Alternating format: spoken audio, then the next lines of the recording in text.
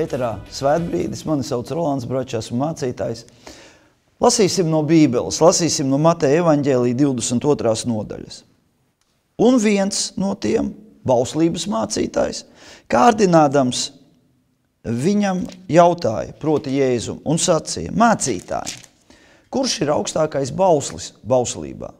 Bet Jēzus tam sacīja, tev būs Dievu savu kungu mīlēt no visas sirds un no visas dvēseles un no visa sava prāta. Šis ir augstākais un pirmais bauslis. Otrs tam ir līdzīgs. Tev būs savu tuvāko mīlēt kā sevi pašu. Šos abus bausļus ir saņemta kopā visa bauslība un pravieši. Divi baušļi, paši svarīgākie, paši svarīgākās lietas, ko patiesībā Jēzus ir atstājis cilvēcei. Divus norādījumus no Dieva. Divus debesu likumus, kurus mēs nekad nedrīkstam aizmirst. Neatkarīgi no tā mēs apmeklējam baznīcu, neapmeklējam. Ticam tam, kas ir rakstīts Bībelē, vai neticam. Tās ir vērtības, kuras ir dārgas katram no mums. Pirmkārt, attiecības ar Dievu, otrkārt, attiecības ar tiem, kas mums ir blakus šeit uz zemes. Mīli Dievu savu kungu un savu tuvāko kā sevi pašu. Patiesībā viss ir vienkārši.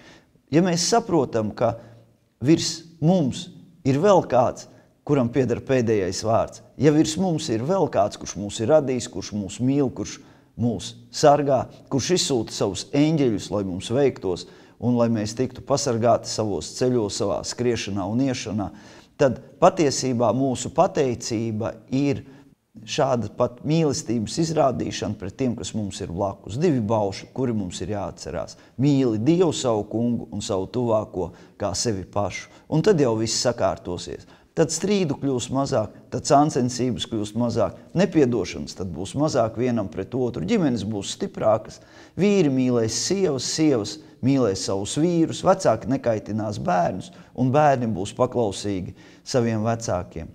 Mums ir nepieciešams sakārtot vispirms pirmo, sakārtot vertikāli ar debesīm, palūgt piedošanu Dievam, palūgt, lai patiesi Jēzus ienāk mūsu dzīvē. Lūksim šajā vakarā visi kopā, atkārtosim šo lūkšanu, lai mēs zinām, ka pirmais bauslis mīli Dievu savu kungu ir izpildīts.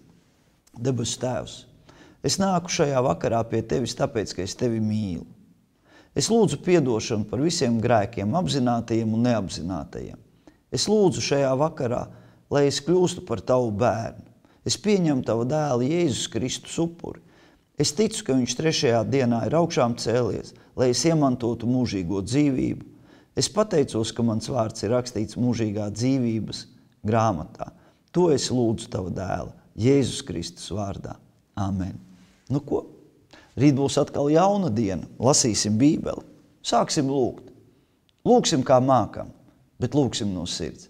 Sameklēsim draudzi, sameklēsim baznīcu, lai mēs esam atvērti Dievu vārdam, kas skan mūsu dzīvē, lai patiesi pirmais bauslis mīli Dievu savu kungu tiek piepildīts.